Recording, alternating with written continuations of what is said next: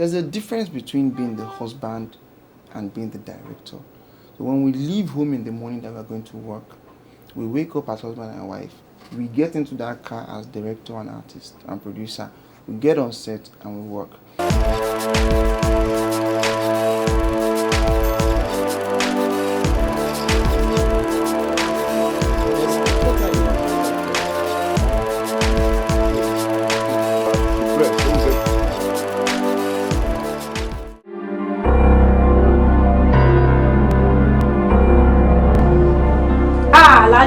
I'm just me boy. Then go my later.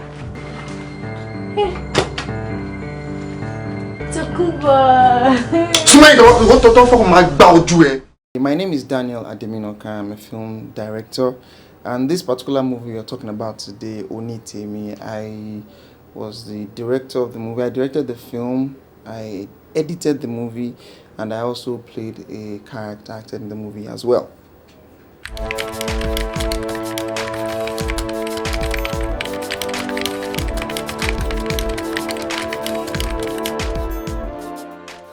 Oni Temi is pretty much an independent movie. It is an independent film, but because the producer of the movie is my wife, Doris Simeon, she produced it. And at the time, that was Oni Temi is like the first time she would take on the role of a producer in a movie. And when we were planning for her to do a film, we just thought, look, Doris, if you're going to do something, people say Yoruba actresses, all of them, they produce films, they do their own stuff. And I didn't want her to join the bandwagon of the Bogbero kind of thing. You know, everybody just jump on, do a movie, quick stuff, put all the stars, the next movie, you know, just do like 4 or 5 films a year. So we thought to ourselves, let's do something totally different from what people have been doing. So we thought of getting good faces that will sell the movie. You need to think of the commercial value as an independent producer. You are enough to sell the movie. Now let's look for other faces that will complement the stuff.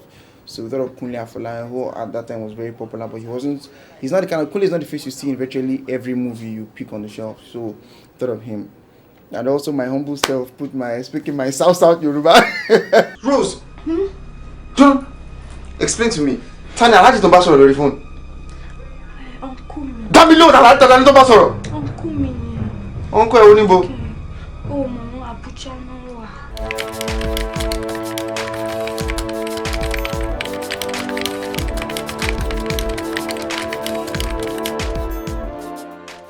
I must speak on that as well. The way you even pronounce your last name is Ademinokan. Ademinokan. Okay, but you do speak Yoruba. I'm Yoruba now, man. I speak Yoruba. But you're not Yoruba. I'm not Yoruba. I'm from Delta State. I'm an honorable man to the core. Now, husband and wife team, you being the director, she being the producer, how come you're doing a Yoruba film?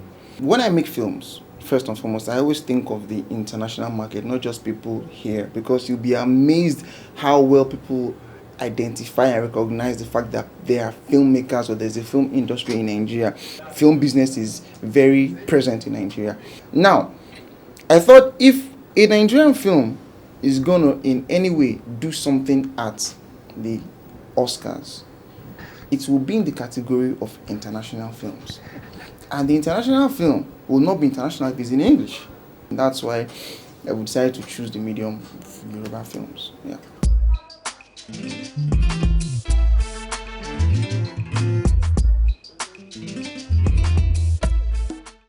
Just want to say, "Yeah, pen and man, Joe."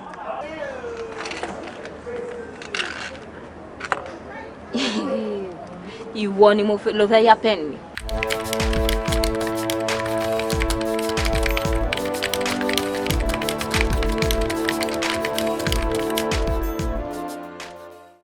Ṣé kò ṣe assignment yẹn? Assignment to fẹ́ dá mi lórí rú.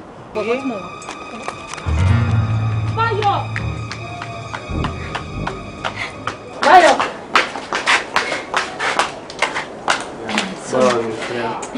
Oh, rántí mi mọ́. No. First, my DP, Alexander F. Young. Alex is a crazy dude with the rasta hair. Alex, I think he's one of the craziest DPs you have in Nigeria. And I've always noticed that in Nigerian films, if you're doing stuff, we neglect the background action so much. And I said one thing, look, Alex, when we're working, if we're going to have people in the background activity has to be real. And oftentimes, we may not, as independent producers, we can't afford to hire so many extras because we are working with personal funds. So The timing of when Kunle will walk past, their conversation has to be the same time. The timing has to be on point, you know. How many takes did you do? I can't remember now, but I'm sure man, I'm a guy who does a lot of takes. So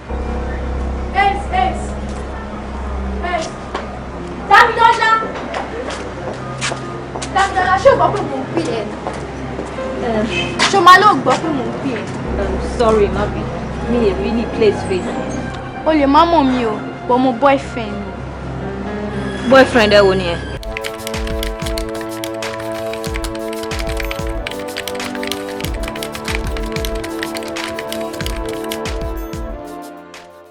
Now, let me ask you, give me some tech specs on the film. What was the film shot on? What kind of lenses did you use? I didn't notice so much crane movement, but there was a lot of jibs and a lot of dolly tracks. So give us the tech specs on that film. Okay, we shot. First thing you understand is this, because a lot of us in Nigeria are used to video. I was fortunate to train with film, you know, and I just thought to myself, if I'm going to be shooting on video, let me shoot film style. Secondly, I shot the aspect ratio 16:9. That's 16:9. Shot widescreen, because I had in mind, if you're going to project on cinema, you can't project, you know, for normal 4:3 on screen in cinemas. You shot with the Sony camera, Sony body, yes, or with the Canon lens. Yes. So the camera had detachable lens, or did you use an adapter? I didn't use any adapter. It was just the same camera. You know, usually when they make cameras, Sony can make the camera, and maybe Carl Zeiss will make the lens for the, you know, or maybe someone that maybe Fusion will make the lens, or maybe Canon. But I specifically told the guy, look, I want Canon lenses for this camera, so get me a Sony DSLR 450 that uses a Canon lens. So my DP just went out and got exactly what I wanted him to get.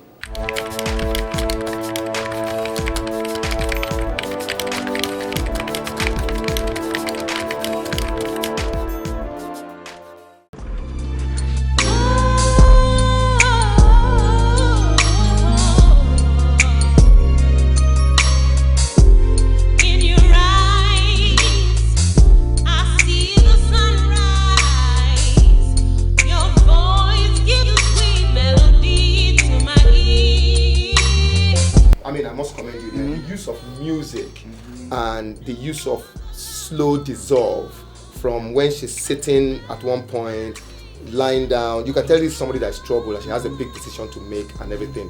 What is the inspiration? Was that in the script first of all? And what is the inspiration for shooting that scene? Okay, first and foremost, I'm someone I totally love that style in making. I love the idea of you're seeing a movie, and that sequence of there's a still frame, there's a particular, the camera stays on one frame, and you see multiple dissolves where the character is here, then slowly dissolves and the person is here. I don't know, growing up as a child watching so many movies, you see all sorts of things, and I just totally just loved that. Now that was in the script. So what we did was this: we shot that scene in a hotel room. So we now shot. If you notice in that film, in that scene, there was a time where she was going around. It was daytime outside. After a while, it now dissolved to nighttime. She was there. So we shot the night part of it first. We put the camera on the tripod, locked it there, kept it there, put all the lights. We now shot the sequence of the night time. We now left the camera. They locked the hotel room. When we came back the next morning, came and we now shot the day part before shooting anything else.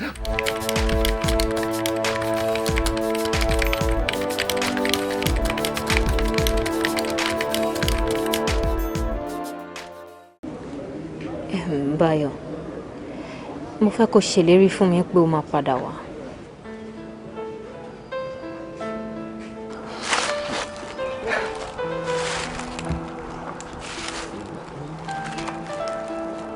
Bayo. A lot of people don't know this, but I grew up in arts first as a musician before I became a filmmaker. Now I played backup bass for lots of artists in Nigeria. I play keyboards, I play the drums, I play electric guitar, I play a bit of saxophone. So I grew up playing music for a very long time. And music has come to conform my sense of sound when making films. And you know, I've worked in a music studio before where you see how they mix audio and do stuff like that. So it's been able to help how I deal with sound and how I use music to push scenes or create moods in my films. So whatever movies I do, I don't leave my film scoring for anybody to do. I sit down and I score the films myself. Now, what do you do first? For me, sometimes a scene is inspired by the music. So even when I'm writing, it's a song that I've heard before that would inspire me to put that scene in a film, and then I know that I will use that song or at least get the rights. And if I don't get the rights, I will play something as close. Yeah, but which one comes for you? Is it the chicken or the egg? I think sometimes the egg comes before the chicken, because sometimes you know the egg, you feel the taste of the egg, then you now think of, okay, which chicken will lay this egg? It happens sometimes. Sometimes you hear a song and you really want to use stuff like this in a movie, and you just think, okay, let's do a scene where a song like this can be used. And like you said, sometimes you just write a scene for that, or when you've done the movie, somehow by chance or by coincidence you just get to do the film and hear a particular song at that point in time, and like, okay, this thing will blend, let's work it out. But if it doesn't work, hey, just play the movie, open my keyboard, oh yeah. If there anymore, I love you, girl. If there yes, I really do. If there anymore.